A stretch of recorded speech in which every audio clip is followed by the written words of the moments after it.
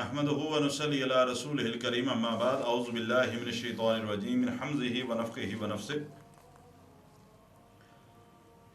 جس طرح میں نے عرض کیا کہ قرآن مجید جو ہے اس کو پورے غور و فکر کے ساتھ اس کے معنی کو سمجھ کر پڑھنا چاہیے۔ آپ جب قرآن مجید کی تلاوت کرتے ہیں تو آپ کو اس کے پڑھنے کا اجر و ثواب ضرور ملتا ہے، اور ہر حرف کے اوپر 10 نیکیاں ملتی ہیں۔ لفظ کی بات نہیں ہے، حرف کے اوپر۔ جس طرح الف لام میم ہے تو الف لام میم ایک پورا لفظ ہے، اس کے اندر 3 حروف الف لام اور میم 3 حروف ہیں، تو اس کو پڑھنے والے کو اللہ قبول فرمائے تو انشاءاللہ 30 نیکیاں عطا فرماتے ہیں اللہ سبحانہ و تعالی۔ قرآن حکیم کی تلاوت کا بھی اجر و ثواب ہے، اور جب انسان غور و فکر کر کے اس کو سمجھ کر پڑھتا ہے تو اس کے مطابق اعمال کو ڈھالتا ہے، تو یہ کتاب ایسی ہے جو زندگی کے اندر انقلاب برپا کر دیتی ہے۔ انسان کی زندگی بدل جاتی ہے، اس کا عقیدہ درست ہو جاتا ہے، اس کا کاروباری معاملات معاشی معاملات درست ہوتے ہیں، اس کے دل میں اللہ کا خوف اللہ کا ڈر پیدا ہوتا ہے، اور اپنی زندگی کو قرآن کے مطابق وہ ڈھالنے کی کوشش کرتا ہے۔ قرآن حکیم کے جہاں اور بڑے فوائد اور اس کی فضیلت ہے، اس کے ساتھ ساتھ قرآن مجید کے اندر اللہ سبحانہ و تعالیٰ نے شفا بھی رکھی ہے۔ قرآن مجید جسمانی بیماریوں کے ساتھ ساتھ روحانی بیماریوں، دل کی بیماریوں کا بھی اس کے اندر علاج ہے۔ دل کی بیماریاں مثلا اعتقاد کی بیماریاں، مثلا کفر اور شرک،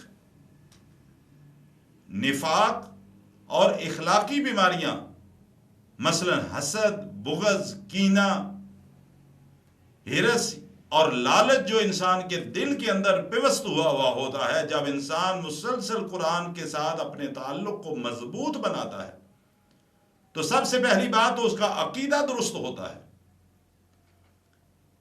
اس کو سمجھ آتی ہے کہ میرا رب کون ہے۔ رب اگر اللہ ہے تو میں نے اس کو کس انداز سے سمجھنا ہے۔ اللہ کی ذات کو، اس کی ذات جو اس کا ایک منصب ہے اس کے مطابق وہ سمجھنے کی کوشش کرتا ہے، اس کا عقیدہ درست ہوتا ہے، اس کو سمجھ آتی ہے میرا رب کون ہے، اور میں نے اپنے رب کی عبادت کیسے کرنی ہے۔ اس کو سمجھ آتی ہے کہ محمد رسول اللہ صلی اللہ علیہ وسلم جن کی نبوت اور رسالت کا ہم اقرار کرتے ہیں، ہم نے کس طریقے سے ان کی اطاعت کرنی ہے، اپنی زندگی کس طرح اللہ اور اس کے رسول کی اطاعت کے اندر بسر کرنی۔ یہ دل کی بیماریوں کا علاج ہے۔ ہم اپنی ذاتی خواہشات کو سامنے رکھتے ہوئے اپنے مسلمان بھائیوں کے لیے اپنے دل میں بغض، حسد، کینہ، ہرس اور لالچ ہمارے دلوں کے اندر ہوتا ہے، جب ہم قرآن سے تعلق مضبوط کرتے ہیں اللہ تعالی ہمارے دل کو صاف کرتا جاتا ہے۔ اللہ سبحانہ و تعالی قرآن مجید میں یہ بات ارشاد فرماتے ہیں، یا ایھا الناس قد جاءتکم موعظۃ من ربکم وشفاء لما فی الصدور وہدی ورحمۃ للمؤمنین۔ اے لوگو، تمہارے پاس تمہارے رب کی طرف سے ایک نصیحت آ چکی۔ کون سی نصیحت؟ یعنی قرآن مجید آ چکا۔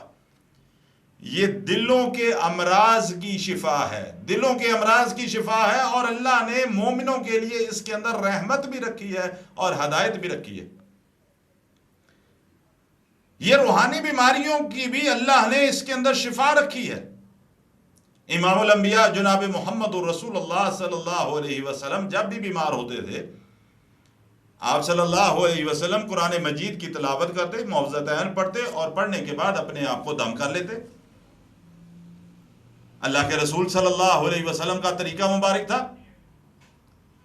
مومنوں کی ماں عائشہ رضی اللہ تعالی عنہا فرماتی ہیں، اللہ کے رسول صلی اللہ علیہ وسلم کی حیات طیبہ کی جب آخری بیماری زیادہ شدت اختیار کر گئی، آپ کمزور ہو گئے، میں اللہ کے رسول صلی اللہ علیہ وسلم کے پاس بیٹھی تھی، میں اللہ کے رسول صلی اللہ علیہ وسلم کے ہاتھ مبارک کو پکڑ کر معوذتین یعنی سورۃ فلق اور سورہ ناس کی تلاوت کرتی اور برکت کے طور پہ ان کے ہاتھوں پر پھونک مار کے ان کے ہاتھوں کو آپ صلی اللہ علیہ وسلم کے جسم مبارک پر پھیرتی۔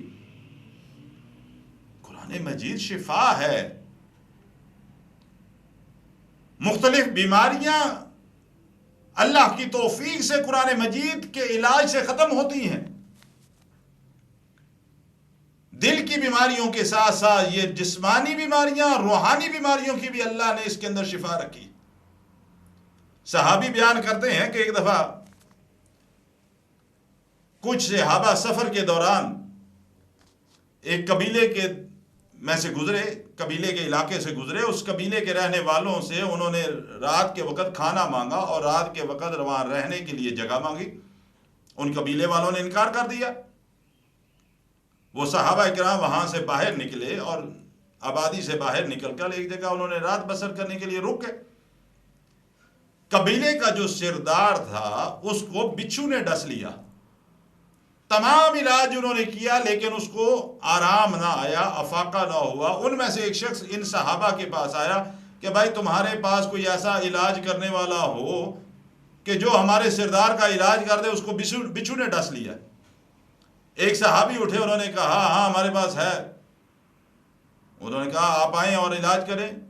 صحابہ کے ذہن میں یہ بات آئی کہ انہوں نے ہمارے ساتھ ایسا کہ انہوں نے کہا ٹھیک ہے علاج ہم کر دیں گے، اس کا معاوضہ بھی ہم لیں گے اور اتنی بکریاں تمہیں دینا پڑیں گی۔ معاملات طے ہو گئے۔ صحابی گیا اور اس نے جا کر سورہ فاتحہ پڑھی، پڑھنے کے بعد اپنا لعاب اس جگہ پہ جہاں پہ بچھو نے ڈسا تھا اس جگہ پر لگا دیا۔